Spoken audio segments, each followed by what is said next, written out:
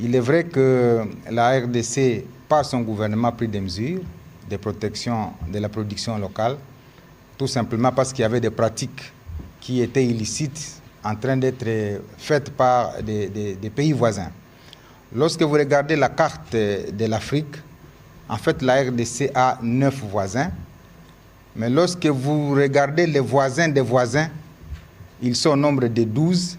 Et donc, dans le périmètre immédiat de la RDC, nous avons à peu près 21 pays qui ont l'ambition de commercer avec la République démocratique du Congo. Au-delà de ces 21 pays, il y en a d'autres qui sont un peu plus loin, qui eux aussi veulent commercer avec la RDC. En fait, le commerce international est régi par les accords de l'OMC, qui est l'Organisation mondiale du commerce, créée en 1995, et la RDC y a adhéré en 1997. C'est cet accord qui définit en fait les relations commerciales entre les États. Alors pourquoi l'accord a existé? C'est parce qu'il s'est observé des pratiques qui étaient en train de tuer soit le commerce, soit la production dans d'autres États. Voilà pourquoi on a voulu réglementer le commerce entre les États. Ça, c'est l'accord de l'OMC. Alors, cet accord définit, par exemple, la manière dont les marchandises peuvent entrer dans un autre pays, la manière dont un pays peut sauvegarder sa production lorsqu'il trouve qu'il est menacé. Et les cas que nous avons connus en RDC s'est appuyé sur 3 ou 4 pratiques. La première pratique observée dans le commerce international, c'est que tous les États voisins de la RDC, ils pratiquent ce qu'on appelle le transbordement des marchandises. Ça veut dire quoi? 1 ou 2 conteneurs quittent la Chine. Ces conteneurs arrivent au Kenya, ils arrivent en Ouganda, ils arrivent au Rwanda, ils arrivent en Tanzanie, ils arrivent à Lusaka, ils arrivent à Luanda. Ces conteneurs ont pour destination finale la République démocratique du Congo. Mais qu'est-ce qui arrive entre les pays-là et certains complices congolais? Ils ouvrent les conteneurs sur les territoires étrangers alors qu'ils étaient destinés à la RDC. Quand ils l'ouvrent, ils font en sorte que maintenant ces marchandises atteignent la RDC bénéficiant du régime des transactions transfrontalières. Ça fait que le pays de transit qui a ouvert les conteneurs, lui a gagné en recette parce qu'il a facturé ses conteneurs soit 10 000, 20 000, 30 000 dollars. Si c'est 1000 conteneurs de la RDC, il a 50 millions comme ça. Et les marchandises, lorsque maintenant ils vont quitter ces pays voisins, ils viennent soit par vélo, ils viennent soit par trottinette, ils viennent soit par petits véhicules bénéficiant du régime du commerce transfrontalier. Et vous allez voir à Kasumbalesa, à Goma, à Kasindi, des passages comme ça de vélos. Il y a des vélos qui peuvent transporter presque 1 tonne. Si c'est 10 vélos comme ça qui passent à l'eau de la frontière, ça va faire 1 ou 2 conteneurs qui passent inaperçus comme ça. D'autres ont utilisé par exemple les personnes vivant avec handicap. Vous les trouvez sous leur vélo avec des petites marchandises. S'ils sont 1000 par jour, c'est un conteneur qui est passé sans qu'on le sache. Alors qu'est-ce qui arrive? Les pays perdent énormément de recettes comme ça, par la pratique de fractionnement des marchandises dans les pays de transit. Ce sont ces pays-là qui gagnent en recettes. Je vous donne l'exemple du Rwanda. Le Rwanda a ouvert un grand magasin qui peut recevoir des centaines et des centaines de conteneurs. Alors la pratique c'est quoi? Lorsqu'il importe de la Chine, de Dubaï, du Moyen-Orient, les marchandises arrivent dans cet entrepôt gigantesque, comme si c'était destiné au Rwanda. Alors que la population visée, c'est la population congolaise, parce que la population rwandaise, c'est 11 millions d'habitants. Alors, lorsque ces marchandises arrivent là-bas, les pratiques commencent. Avec la complicité de ces opérateurs congolais, qu'est-ce qu'on fait? On commence à ramener petit à petit, petit à petit.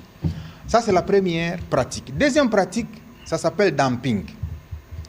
Le dumping est utilisé par les pays qui amènent dans d'autres pays leurs biens en les vendant presque moins cher que le prix qu'ils pratiquent est chez eux et le prix qui est pratiqué est dans les pays exportateurs. Je donne l'exemple. Vous avez une bouteille du sucré qui coûte l'équivalent de 2000 francs. Et c'est qu'en Angola ou à Lusaka ou je ne sais pas, en Ouganda, cette bouteille-là, pour venir prendre nos devises, il accepte qu'il soit vendu à 600 francs au Congo.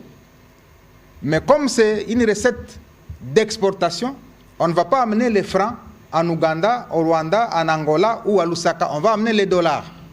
Alors, lui va permettre de perdre sur les prix du bien, mais gagner sur le rapatriement des devises.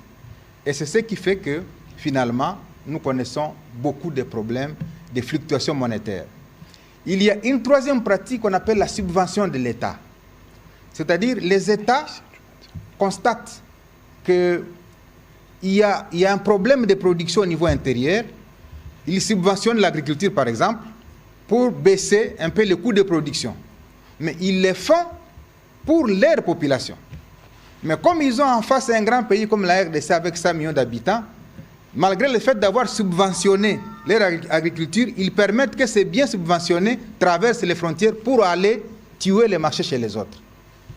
Voilà le contexte que nous vivons en RDC et qui a poussé le gouvernement congolais à se servir d'un instrument puissant qui est l'accord de l'Organisation mondiale du commerce, l'OMC, à son article 6, qui prévoit ce qu'on appelle les mesures de sauvegarde. Lorsqu'un État constate que sa production est menacée, il est en droit de prendre des mesures de sauvegarde pour protéger sa production.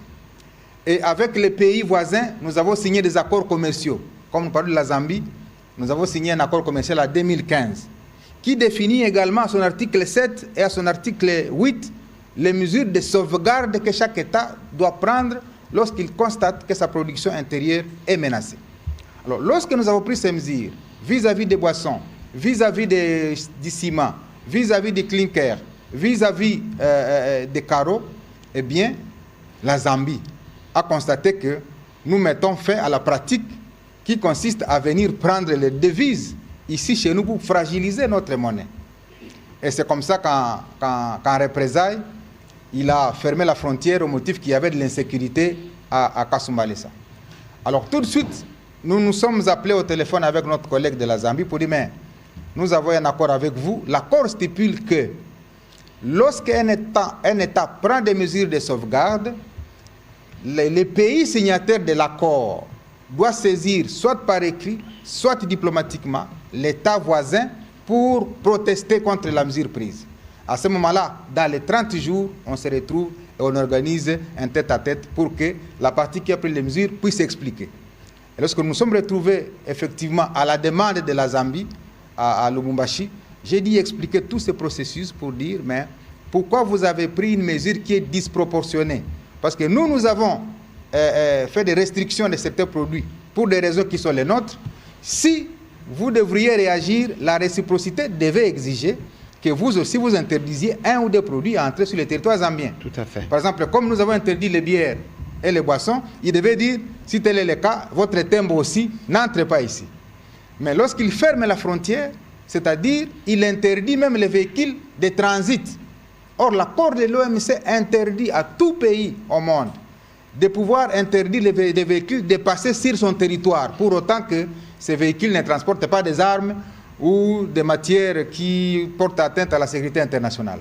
Et donc, lorsqu'on a fait observer cela à la Zambie, eh bien, elle a reconnu la précipitation avec laquelle elle a dû fermer sa frontière et immédiatement, elle a appelé les autorités, il a appelé les autorités à Lusaka pour que la frontière soit ouverte les matins du mardi à 6h45, la frontière était ouverte.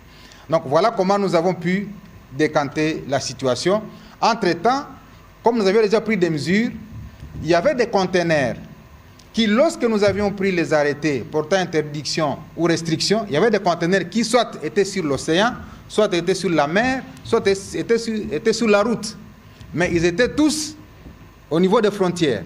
Voilà pourquoi nous avons accordé 30 jours à tous ces conteneurs-là, sous douane, de devoir passer sous un régime exceptionnel pour permettre qu'on ne puisse pas quand même, pour un conteneur qui a quitté la Chine ou qui a quitté je ne sais pas, l'Australie, de refaire la route de la douane de Kasumbalesa ou de la douane de Kasindi ou de la douane de Lufu pour aller de nouveau en Australie ou en Chine. Et donc on a accordé 30 jours. Et pendant les 30 jours, qu'est-ce que nous allons faire? Nous allons mettre en place une commission mixte qui va vérifier ce qu'on appelle les règles d'origine. Parce qu'en commerce international, lorsque vous signez un accord avec un pays, vous devez veiller sur les règles d'origine. C'est-à-dire les produits qui sont concernés par les échanges commerciaux sont les produits d'origine du pays signataire de l'accord. Si par exemple aujourd'hui nous demandons à la Zambie de nous prouver la nationalité économique des biens, il doit nous dire où est-ce que ces biens est produit. Sinon, qu'est-ce qu'on assiste? On assiste à un système où les produits arrivent dans un territoire voisin, on change l'origine des produits et on les fait traverser comme s'ils étaient originaires du produit dans lequel l'origine a été changée. Alors, les pays doivent débattre et se rassurer des règles d'origine, c'est-à-dire la nationalité économique du bien doit être définie entre les États pour que ces biens-là fassent l'objet des échanges commerciaux entre les signataires de l'accord.